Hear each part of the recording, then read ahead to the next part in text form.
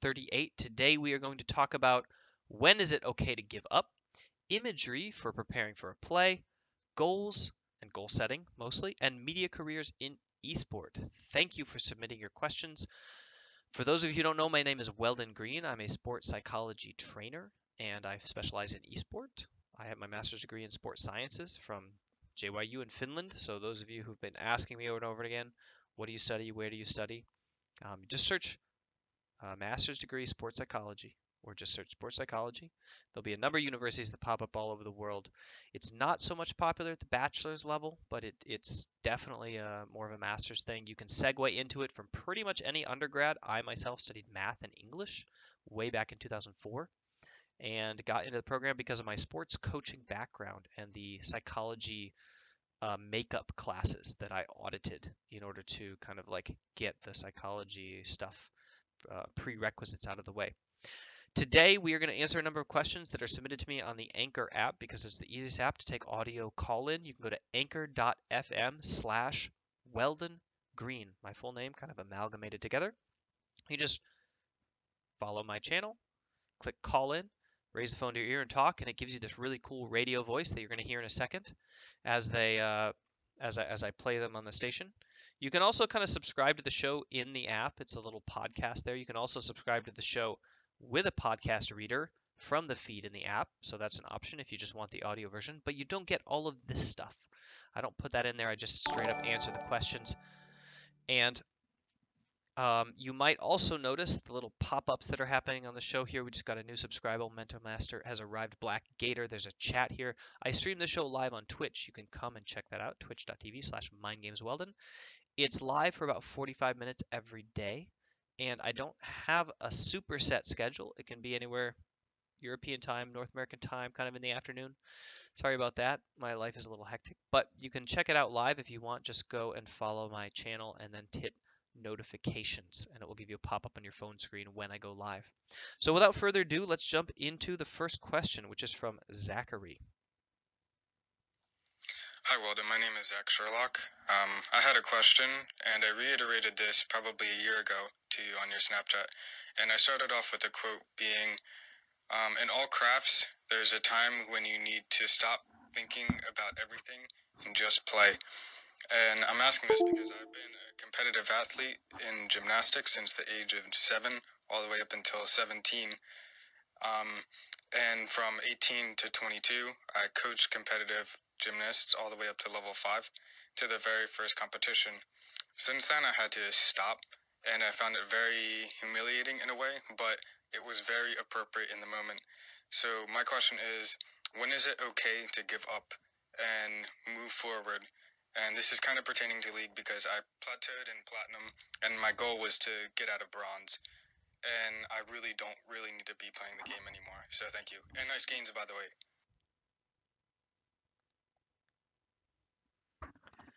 Okay, Zachary, thanks for the question. All right, this is a really tough question, and it's a really, really good question. It's tough because, first of all, it's difficult to say when to give up because like a lot of the times, a lot of stories, I don't know if it's a lot of the time, but there are a ton of stories of people who gave up, who didn't give up kind of right when it was the worst, right? Right when basically it was over. And they were like, but for some reason I woke up and went in the next day, even though I was supposed to quit. And then I just woke up and decided to go in, and then everything turned around. Perfect example of that is Twitch. You know, they basically gave up. They were basically like, yeah, we're done. We're closing up. And they somehow just scraped by for another year. And then they were like, oh, okay. So they fired a bunch of people and randomly, I think this was back before Justin TV even, maybe when it was Justin TV.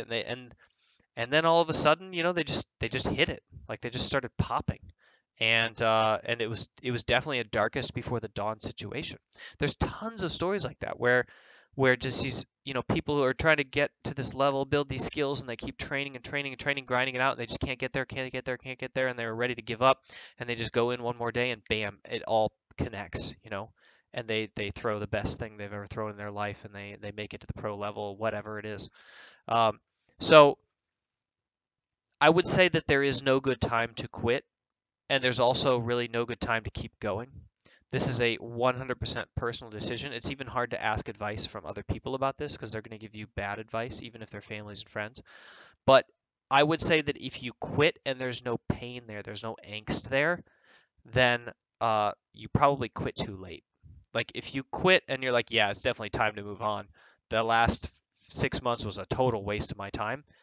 You could have been doing something better with your life. Once your motivation dies and you keep going through the motions for no reason other than to go through the motions, that is when you are wasting your time. That is when you should have taken that energy that you have and you should have gone in another direction. So if you quit before that moment, if you quit when you're like, you still have fuel in the tank and you're like, it's painful and it bites you, don't worry about the humiliation, like whatever. That's just because you make promises and you have expectations of yourself that you want to live up to and you feel like you break them. But who cares? Who cares about other people? Who cares even about letting yourself down? Like, adjust to reality, right? Look only at your motivation, your desire, your passion. And if it's like, yeah, there's nothing there driving me. There's just like the hope and the expectations of the promises I made to my past self and to these other people that have no relevance over like how I want to live my life and who I want to be and how I want to succeed. Be accountable only to yourself and your motivations in that way and your ambitions.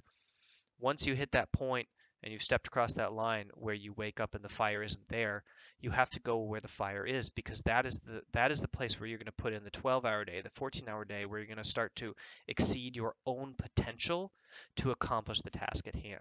And so that's the best place to live and the best place to operate. And that's because I'm a performance psychology trainer.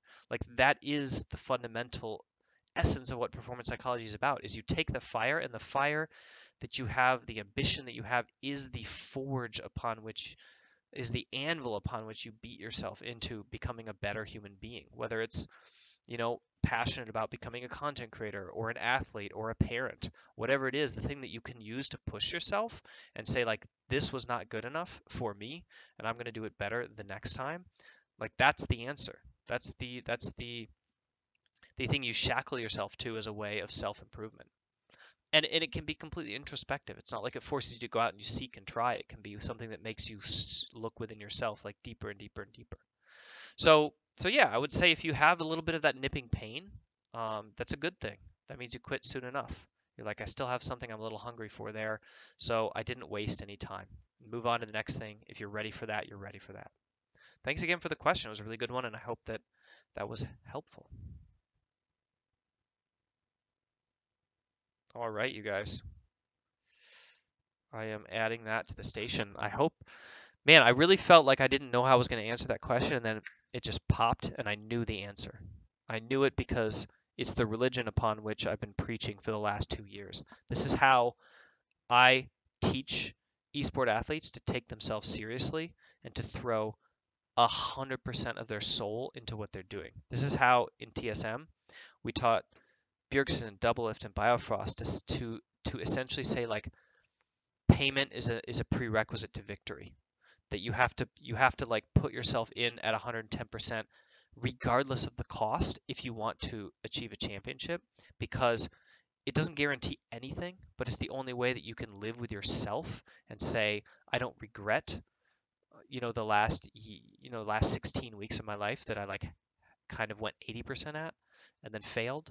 Like it's the only way to say I don't regret what I did and what I lived through and what I sacrificed in order to try to achieve something great. And to do that, to really throw yourself into that, you need to have that ambition. You got to have some drive to accomplish it. So, yeah, that's the way we do it. All right. Next question is from Leo. Hey, well done. I hope you are doing well. I've got a little question for you. I want to know how I can best prepare the plays that I want to make. For example, I am a listen who want to tour dive, but do I need to prepare a mental image in my head of me posing a word, dashing on it, and then adjust my kick to do the plays? Or do I need to just focus on my objective in my head, who is to bring one of them to my allies and let my hands do the plays? Thanks.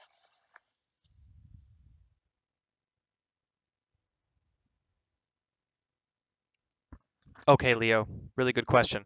So just to reiterate and clarify, the question is, when I'm preparing for a play and I'm walking up, behind the tower and I'm Lee Sin, do I visualize kicking one person and risk the chance that once I get into the play, like it's going to be different from my visualization, I'm going to need to kick somebody else and I'll kick the wrong person?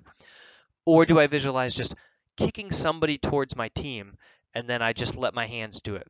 And the answer is depends on what step you're at. You have to go through the step where you visualize kicking the person and you try to do it. You have to set really strict rules around your training. And actually, this helps, by the way.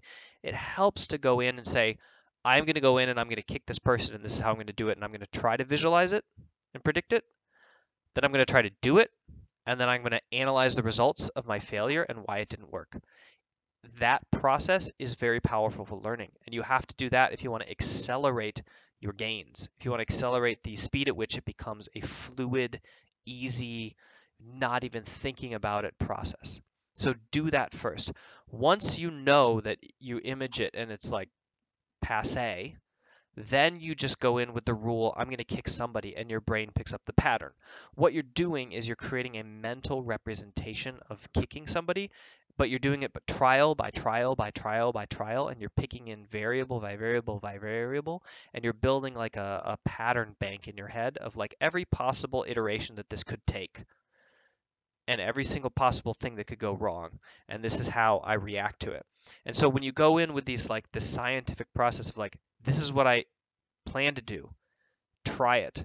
This is why it failed, and you reflect on it and you think, okay, this is why it failed. You go watch the VOD and you say like, I should have done this and this and this to accomplish the thing. Not I should have kicked somebody else, but I should have like if I really wanted to kick this guy, I could have flash W, R, um, maybe Q to a minion. I don't know, whatever it is, just like get the better pattern. Then you have everything installed, and then you just press the play command, and you're like, now I have a goal. Just going with that goal. Okay. So a lot of people don't want to do the work for predicting the actual play. And by that I mean they predict the play. They're like, okay, I'm gonna go in and kick this guy, and then they fail and they're like, wah, and they run away. You want to go in and be like, okay, I'm gonna kick this guy, and then fail and be like, I am bad. What did I do wrong? How should I have done it better? Go back and look at your failure again. Review it in the mirror. Be like, I'm not skilled enough or speedy enough at this part. Go watch a pro player do it. Go back, be like, yeah, that's the part I'm not speedy enough at.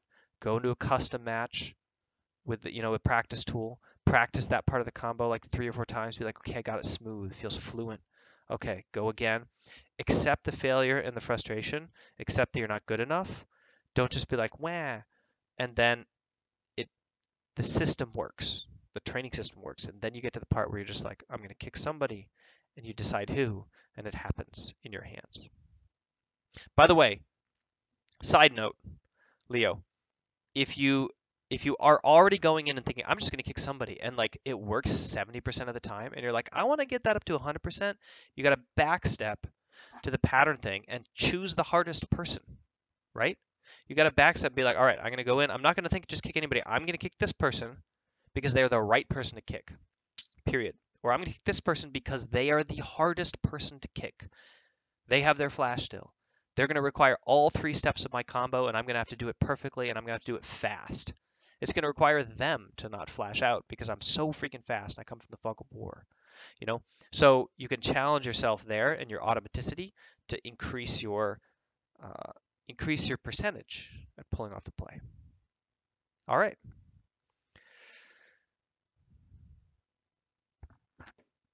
Another really good question. This was one of the first imagery questions I've had in a while, one that relies on the idea of like visualizing something. It's a really powerful technique in traditional sport because when you visualize something, you activate the exact same motor neurons as if you were doing the skill all the way up to the muscle.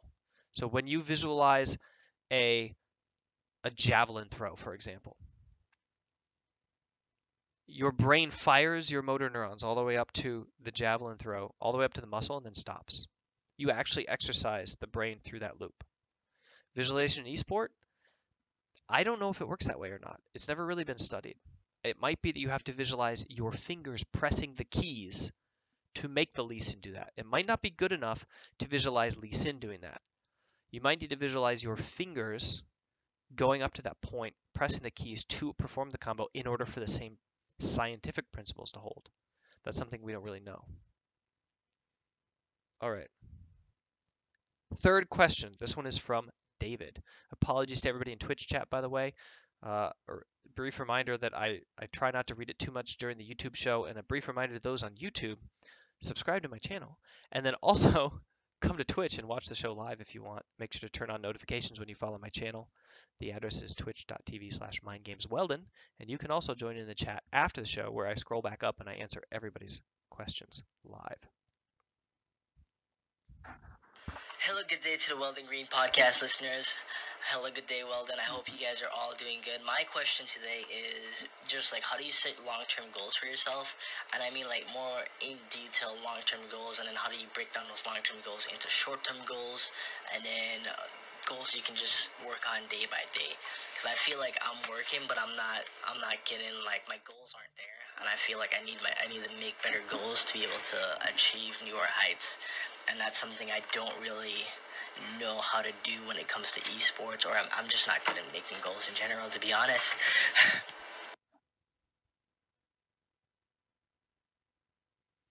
All right. I like this question because I recently did a goal setting clinic for coaches of Latin America North at the Riot Games Player Summit. And it's one of the things that is really important to be able to do, and also one of the things that people do wrong a lot of times, and they follow these kind of like online wisdom things about, oh, setting goals and do this and break it down into timelines and blah, blah, blah. And a lot of those people try it, then it peters out and it's ineffective, and they're like, oh, I lack discipline, I can't do goals, blah, blah, blah. And they miss a really key step, which is that you have to set value-driven goals. I created a worksheet for this. It's actually a 4-page set of worksheets. I put it into Google Sheets or Google Surveys so you can fill it out and have it emailed to you. And if you go to mindgames.gg/LAN goals, you will find the worksheet there. I forgot I'm supposed to be recording this here too. So if you go to mindgames.gg/LAN goals, LAN goals, you'll find the set of worksheets there. And basically the premise of value-driven goals, and the reason it's so important to set value-driven goals instead of just your petering out kind of like normal goals that you sometimes lack discipline for. The reason it's important is because I want you all to think about the rules of like what you do is what you care about, okay? And how you do it is more important than what you do. Let me give you an example. Somebody says, I want to go to the World Championship. That's their goal, okay? So you say, all right, here's a spot as a substitute player on SKT. Now you can go to the World Championship. And they say, oh, but I wanted to go to the World Championship as a player and dominate, or as a player. And you're like, oh, okay. So it's more important how you do the goal than what you do. Okay, and then somebody says, "Well, I want to go to the World Championship as a player." Okay, so you go to the World, they get to the World Championship and they get stomped and they lose and they go out. Then they realize, oh, actually, I wanted to go to the World Championship and I wanted to win. I wanted to like dominate. I wanted to be the best. Then they change their goal again. And all this time, the reason that they're malfunctioning in their goal is because they're thinking about what they want. They're stating what they want, but not how they want to do it. The tangible essence of how the goal is executed is the most important part. I want to be a teammate, okay, like you're on a team. No, I want to be a good teammate, like have a culture, have people afterwards say nice things about me, have them remember back 10 years when they were on my team, the things that I did for them, and that I got them a job, for example, and to be appreciated. Oh, okay, so how you are a teammate, the qualitative part is more important than the checkbox. Okay, so in this set of worksheets, you will essentially try to discover your performance values, and it starts with stories. You tell stories about how it is you want to be remembered, after a week, after a month, after a year, after your life. Then you try to extract from that values that are important to you. What is it that you really truly value? Then you try to essentially set goals that are what you want to do, the way you want to do it. Then after that comes the behavioral change. You use the power of that goal of like, well, I want to be this and I want to do it this way.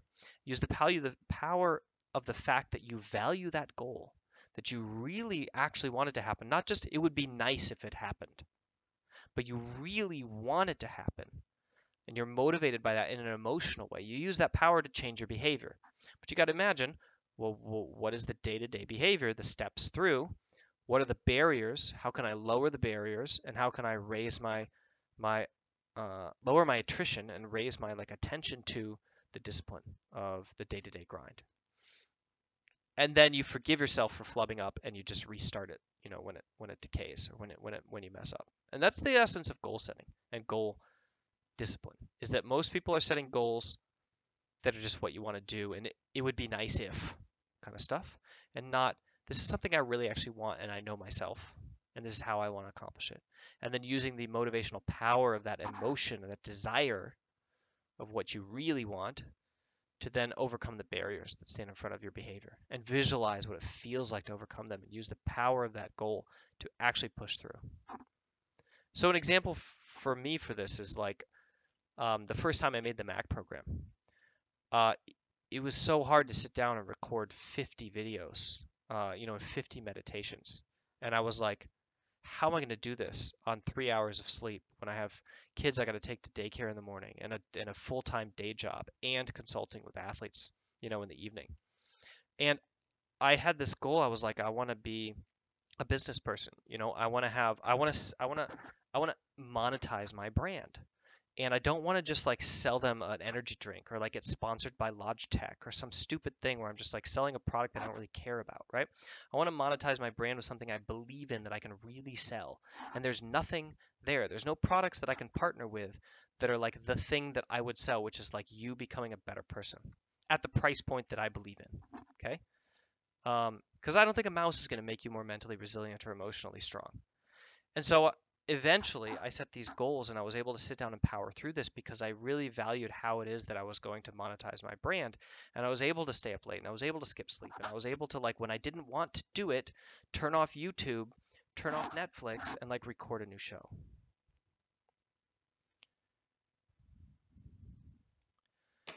And by show, I mean, of course, video for the Mac program. And by the way, the Mac program you can find at mindgames.dg/MAC, and it is the program that I use to monetize this channel, because, YouTube ad apocalypse and AdSense is really dropping, and I don't really get a lot of views anyway, because I don't need a lot of views, because I do sales, right? I created a product that actually helps people improve, actually helps people increase in rank, actually helps people perform better when they're streamers, actually helps people do public speaking better, actually helps people study better and have better grades.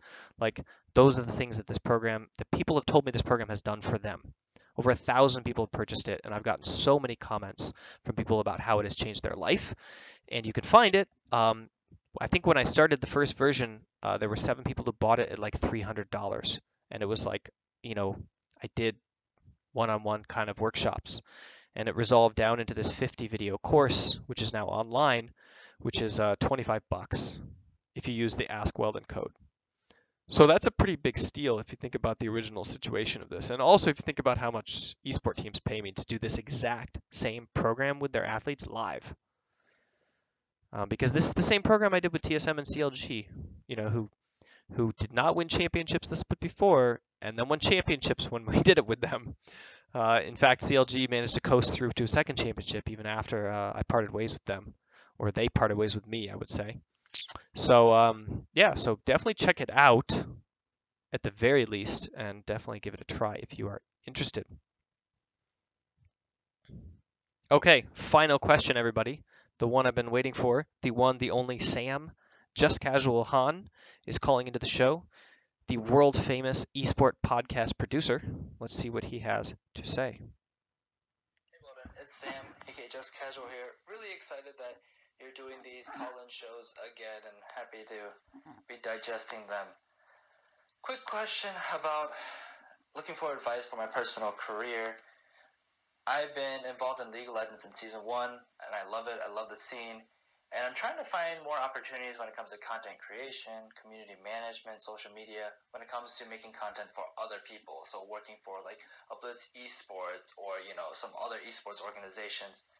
And I'm seeing a lot of the posts are expecting people to have a lot more knowledge in all of esports. And I'm wondering what you think about that, because I feel that any esport is deep enough that you could spend all your time focusing on getting better and being more knowledgeable about that So how should I be expanding my knowledge? Should I be expanding my knowledge, or should I stay narrow, focus on League of Legends? Thanks.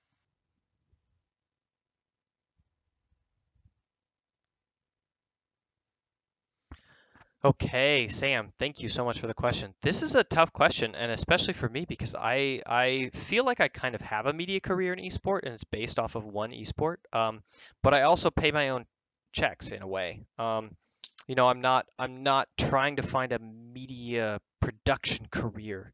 So the answer for me as a personal brand is totally different from like a media production career for a producer. And I want to say that like at the gut, I would say if you're going to do media and esport, you got to go broad. You got to know everything. You got to know everything you possibly can. I think that if you're a specialist analyst, specialist caster, personality, if you're going to do all in on a niche, you got to go narrow. You got to focus on like really driving home the value of that niche. But if you want to be a producer and if you want to produce media, um, like people who go to niche uh, kind of elements as a media production, those are the people that win Cannes. You know, they win the Cannes Film Festival, but they don't really make Hollywood movies, if you get my drift. Um, they don't make like super mega podcasts. I think the biggest podcasts are the ones that cover a full niche in a very like broad way where they get interview tons and tons of different people, and they're specialists in affiliate marketing and also this other kind of marketing and basically everything marketing, right? But they're doing everything marketing for personal brand, or they're doing everything, everything about esport, for example. If you're casting on a net trying to get the job, you got to increase your skill set to increase your opportunities. And then once you get the job, you narrow down and you become really freaking good at what you're doing. So I would say like marketability for your own resume in a media production stance means you try to pretend at least to be an expert in every possible thing esport that you can. Dabble your toes in it all. Know the names of the top players, in the games. Um, be able to talk about them, and that's just to get your foot in the door. And once you get the job, you hone in on the specialist set of skills that you need or the knowledge that you need. You could also use that as a selling point. Say like, hey, I'm really good at picking up this knowledge. I can get it instantly. This is how I became an expert in the esport that I'm currently in, and I would just replicate that in a new one and try to use that in an interview, for example. But yeah, I think that if you're not a personal brand, if you're not a specialist analyst, media careers in esport are tough to build because you're looking for a particular production job, and you don't get to like ride off the hype of your personal streaming brand, for example, to do that. You don't get to like excel in your niche. So big challenge, big skill set that's needed, probably best for somebody who's mature and older, like you, for example. And I hope that I hear that I also got you a job, just like Black Gator, who just mentioned in chat that he got a job because of the Mac program, by the way. So hopefully that question was, or that answer was at least semi useful. Although I admitted at the beginning, and I'll clarify and hedge again now that I don't think I'm the best person to answer this particular question because my style of media career is very different from that of a producer.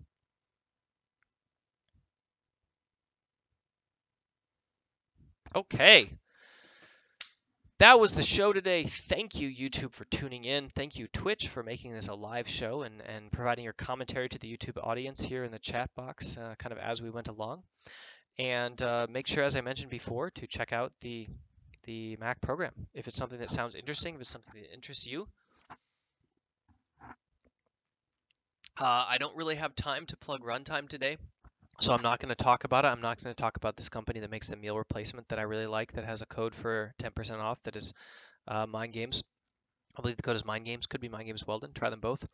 I'm not going to mention that they have really often sales on their email list. That if you subscribe to their email list, you will not be able to read it because it's all German, but you'll be able to understand when it says 10% off chocolate, and you'll be able to buy a meal replacement that costs less than $4 per meal, and fully replaces in a healthy way with a performance bent with a sugar that doesn't cause glucose spiking, so you don't have insulin spiking, so that you don't have loss of attention, so that you can perform in a video game very easily after drinking it. I'm not going to mention that. Don't have time.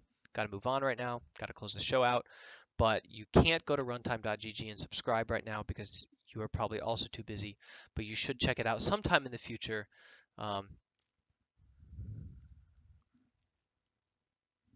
This is water, by the way. This isn't what it looks like.